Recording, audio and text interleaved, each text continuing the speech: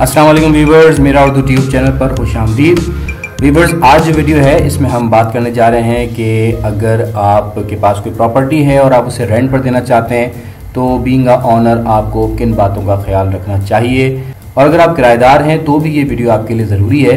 क्योंकि कुछ अहम मालूमात मैं आपसे शेयर करने जा रहा हूँ प्रॉपर्टी रेंट के हवाले से।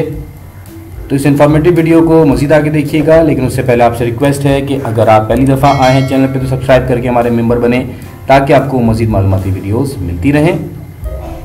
तो कुछ अहम पॉइंट्स आपसे डिस्कस करूंगा इस हवाले से। सबसे पहली चीज़ तो यह है कि जब भी प्रॉपर्टी आप रेंट पर दें या लें तो रिटर्न में एक मायदा आपका होना चाहिए, यानी एग्रीमेंट आप ज़रूर करें। चाहे आप किसी गैर को घर दें या अपने किसी रिश्तेदार को, जानने वाले को आप घर रेंट पर दे रहे हैं या दुकान रेंट पर दे रहे हैं, तो आपको फिर भी रिटर्न में एक एग्रीमेंट ज़रूर बनाना चाहिए, क्योंकि जो चीज़ लिखी हुई होती है उसकी अहमियत ज़्यादा होती है। ज़बानी जो बातचीत है वो अथेंटिक नहीं होती, लोग भूल जाते हैं, या कल को आपको कहीं कोई चीज़ रेफरेंस के लिए पेश करनी हो, फॉर एग्ज़ाम्पल आपने केस करना हो, तो आपके पास कोई ऐसी रिटर्न फॉर्म मौजूद नहीं होगी तो आपको प्रॉब्लम हो सकती है। तो बिल्कुल भी इस हवाले से मुरव्वत ना करें कि जी आपके ताल्लुकात ख़राब हो जाएंगे या दूसरे फरीक को बुरा लगेगा। तो म्यूचुअल अंडरस्टैंडिंग के साथ आप तमाम जो शराइत हैं किराए के हवाले से वो एक पेपर के ऊपर जो एग्रीमेंट बनता है वो आप ज़रूर बनवा के रखें और उसकी एक कॉपी किराएदार को दें और मालिक मकान जो है वो असल अपने पास रखें। दूसरी चीज़ ये कि एग्रीमेंट जो आप बनाएंगे वो स्टैम्प पेपर पे होता है, एफिडेविट पे होता है। कम से कम 200 रुपये वाला जो स्टैम्प पेपर है वो इसके लिए आप यूज़ करें, और अगर आप रेंट पे नहीं दे रहे, आप सेल कर रहे हैं प्रॉपर्टी, तो इसके लिए कम से कम 500 रुपये का स्टैम्प पेपर यूज़ करना चाहिए। मार्केट में आपको बने हुए एग्रीमेंट भी मिल जाते हैं, आपने सिर्फ उसमें नाम चेंज करना होता है ऑनर का और टेनेंट का,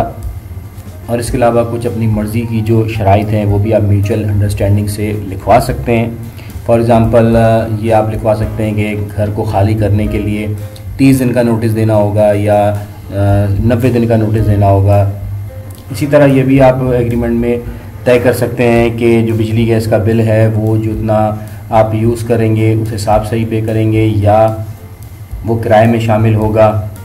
इसके अलावा एक और इम्पॉर्टेंट चीज़ जो जिसका ख्याल रखना चाहिए वो ये कि जो भी आप एग्रीमेंट बनवा रहे हैं उस पर विटनेस ज़रूर रखें आप, यानी गवाह ज़रूर मेंशन करें। कम से कम 2 गवाहों के साइन जो हैं वो और उसके नाम और आईडी कार्ड नंबर्स आप एग्रीमेंट पे मेंशन करें। और एक चीज़ का ज़रूर ख्याल रखें कि जो मालिक मकान और जो किराएदार है वो अपने अंगूठे भी लगाए सिग्नेचर के अलावा, और जो एग्रीमेंट आप बना रहे हैं उसके हर पेपर के ऊपर सिग्नेचर लें। और इसमें एक चीज़ और भी हो सकती है कि आप उस एग्रीमेंट को नोटरी पब्लिक से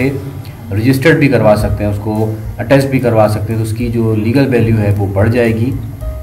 और लास्ट में आप ये काम करें कि जो एग्रीमेंट है उसकी एक कॉपी आप मुतालिका जो पुलिस स्टेशन है उसमें भी जमा करवाएं, क्योंकि इसके बारे में भी ये कानून बन चुका है कि जो मुतालिका पुलिस स्टेशन है वहाँ पर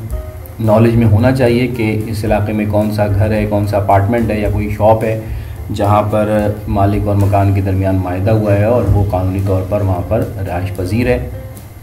एग्रीमेंट के हवाले से एक और इम्पॉर्टेंट चीज़ ये है कि जब ऑनर घर देता है किराए पे तो कुछ फिक्सचर्स एंड फिटिंग्स भी होती हैं घर में। फॉर एग्ज़ाम्पल कितने पंखे लगे हुए हैं, कितने बल्ब लगे हुए हैं, या किचन के अंदर चूल्हा लगा हुआ है। तो इस तरह की चीज़ें अगर आपने मकान में दी हुई हैं तो वो आप पेपर पे ज़रूर मेंशन करें, उनकी कंडीशन लिख लें कि वो किस हाल में है, और ये भी कर सकते हैं कि उसकी वीडियो बना लें और वो अपने पास रखें कि जी वो सबूत के तौर पर रहेगा कि जी क्या क्या चीज़ें घर में मौजूद थी, और जब किराएदार घर खाली करेगा तो वो इन चीज़ों को मेक श्योर करेगा कि वो फिक्सचर एंड फिटिंग जो है वैसे ही मौजूद है। तो ये चीज़ें तो हो गई एग्रीमेंट के हवाले से, लेकिन इसके अलावा भी कुछ चीज़ों का ख्याल आपने रखना है। फॉर एग्ज़ाम्पल रनिंग एडवांस जो है वो आप ज़रूर तय कर लें।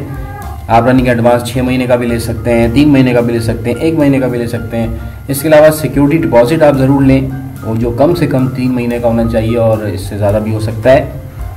इसके अलावा एक और चीज़ यह है कि कोशिश करें कि ब्रोकर या स्टेट एजेंसी जो होती है उसके ज़रिए आप किराएदार हासिल करें, क्योंकि उसमें ये होता है कि स्टेट एजेंसी जो है उसकी ज़िम्मेदारी भी होती है, वो किराएदार को फोर्स भी कर सकते हैं मुख्तलिफ़ चीज़ों के हवाले से, और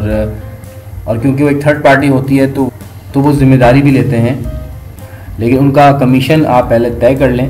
और नॉर्मली ये होता है कि जो किराएदार है वो कमीशन देता है स्टेट एजेंसी वालों को, और उसका 1 महीने का जो किराया होता है वो कमीशन की मद में दिया जाता है। लेकिन कुछ जगहों पर ऐसा भी है कि माली मकान भी कमीशन दे रहा होता है, लेकिन वो फिर कम होता है। लेकिन ये चीज़ें तय हो सकती हैं बैठ के कि जी 15 दिन का किराया एज ए कमीशन दिया जाएगा, या 1 महीने का किराया कमीशन के तौर पे दिया जाएगा, या माली मकान कमीशन नहीं देगा, सिर्फ किराएदार से कमीशन लिया जाएगा। तो ये चीज़ें भी पहले आप तय कर लें। अच्छा, जब भी आप एग्रीमेंट करते हैं प्रॉपर्टी जिसको भी किराए पे दे रहे हैं आप, तो आप ये भी देख लें कि उस बंदे की ज़हनी हालत कैसी है, वो नाबालिग तो नहीं है, यानी अबव 18 होना चाहिए। एक और इम्पॉर्टेंट चीज़ ये है कि जो भी प्रॉपर्टी आप रेंट पर चढ़ाना चाह रहे हैं उसके असल पेपर्स आपके पास मौजूद हों, यानी आप असल ऑनर हों। ये ना हो कि जी प्रॉपर्टी के पेपर्स नहीं है आपके पास और आपने एग्रीमेंट करा लिया और आपने किराएदार रख लिया, और किराएदार को अगर भनक पड़ गई कि जी आपके नाम पर ही नहीं है प्रॉपर्टी, तो वो ये कर सकता है कि वो इस पर स्टे ले सकता है कोर्ट की तरफ से, और वो कब्ज़ा करके बैठ सकता है, और वो क्लेम भी कर सकता है कि जी ये प्रॉपर्टी तो मेरी है। तो प्रॉब्लम आपको फेस करनी पड़ सकती है, इसलिए हमेशा सही और लीगल काम करें। अगर आप वाकई मालिक मकान हैं तो ही आप अपनी प्रॉपर्टी को रेंट पर दें। एक और इम्पॉर्टेंट चीज़ ये है कि आप जो भी किराएदार रख रहे हैं अपने घर में, उसकी सारी इन्फॉर्मेशन आप लें, उसकी पर्सनल डिटेल्स आपको पता होनी चाहिए, उसकी फैमिली के बारे में भी इन्फॉर्मेशन लें। बाकायदा आप एक इंटरव्यू करें उसके साथ, और ये भी देखें कि जी वो उसका सोर्स ऑफ इनकम क्या है और क्या वो किराया दे पाएगा वक्त के ऊपर। और इसके साथ साथ लोग नॉर्मल ये भी देखते हैं कि जी हम छड़ों को घर नहीं देंगे, यानी कि सिर्फ लड़के जो होते हैं, जैसे स्टूडेंट्स हैं वो ले रहे हैं, 2-3 लोग मिल के घर लेना चाह रहे हैं, तो उस चीज़ को भी देख लें कि क्या आप इस चीज़ को अफोर्ड कर सकते हैं, क्या आप फैमिली को घर देना चाह रहे हैं या सिर्फ आप लड़कों को भी दे सकते हैं। तो बहरहाल लोग नॉर्मली तो यही करते हैं कि फैमिलीज़ को देते हैं। और इस चीज़ का भी ख्याल रखना है आपने कि जिसको आप घर दे रहे हैं कि ये ना हो कि जी वो भी अपने कोई झेली किराएदार रख ले। तो आपने जिन लोगों को देना है घर, आप ये चीज़ उससे पहले ही पूछ लें कि जी आपके साथ कितने लोग रहेंगे। एक और इम्पॉर्टेंट चीज़ ये है कि जब आप घर खाली करवा रहे हो किराएदार से, तो उसका जो भी सिक्योरिटी डिपॉजिट है वो ज़ाहिर है कि आप वापस करेंगे, लेकिन 10 से 15 हज़ार आपको चाहिए कि आप रोक लें, क्योंकि हो सकता है कि आपका कोई बिजली गैस का बिल जो है वो अनपेड हो और किराएदार ने ना दिया हो और वो डेलिबरेटली ना पे करना चाह रहा हो और जाना चाह रहा हो। तो वो चीज़ें आपने खुद देखनी है कि अगर बिल नहीं पे हुए पे तो उसकी जो सिक्योरिटी डिपॉजिट्स हैं उसमें से आप अमाउंट डिटेक्ट कर सकते हैं। एक और चीज़ इसका आपने ख्याल रखना है वो ये कि जो रेंट आप ले रहे हैं उसकी रिसिप्ट आप किराएदार को ज़रूर दें, और बाकायदा उसका एक रिकॉर्ड मेंटेन करें, कोई रजिस्टर बना लें, या बैंक के थ्रू अगर आप किराया वसूल कर रहे हैं तो उसका भी जो स्टेटमेंट है वो अपने पास रखें। और ये जो रेंट की रिसिप्ट्स होती हैं ये बाकायदा बनी बनाई मार्केट से भी मिल जाती हैं, वो भी आप यूज़ कर सकते हैं। एक और इम्पॉर्टेंट चीज़ ये है कि जो भी आपने एग्रीमेंट कराया होता है वो होता है 11 महीने के लिए, और 11 महीने के बाद आपका जो रेंट एग्रीमेंट है वो आप रिन्यूअल करवा सकते हैं, और उसमें यह है कि 10% तक आप जो किराया है वो बढ़ा सकते हैं सालाना। ये बाकायदा एक रूल है। तो ये कुछ इंपॉर्टेंट चीज़ें थी, लेकिन लास्ट में मैं आपको एक और इम्पॉर्टेंट चीज़ बताते हुए वीडियो को ख़त्म करता हूँ, वो ये कि ये चीज़ भी आप तय कर लें कि जो किराएदार है आपके घर में रहेगा वो तमाम जो छोटे मोटे जो ख़र्चे हैं घर के वो ख़ुद बर्दाश्त करेगा। फॉर एग्ज़ाम्पल वॉशरूम का नल ख़राब हो जाता है तो नल ख़ुद चेंज कराएगा, उसके चार्जेस ऑनर से नहीं लेगा, या अगर कहीं पे कोई छोटी मोटी तोड़ फोड़ हो जाती है तो उसके भी जो एक्सपेंसेस हैं किराएदार ख़ुद बर्दाश्त करेगा। तो मतलब माइनर जो भी काम होते हैं, जो टचिंग वगैरह के काम हैं, कोई मेसनरी का काम है या कोई प्लम्बर वगैरह का काम है, तो ये चीज़ें आप पहले तय कर लें कि माली मकान उसके एक्सपेंसेस बर्दाश्त करेगा या किराएदार करेगा। तो दोस्तों ये थी इन्फॉर्मेशन, प्रॉपर्टी को रेंट पर देते हुए किन बातों का आपने ख्याल रखना है, इस बारे में मैंने आपको बताया। वीडियो आपको पसंद आई हो तो लाइक ज़रूर कीजिएगा, शेयर कीजिएगा। आज तक के लिए इतना ही। Thanks for watching. अल्लाह हाफिज़।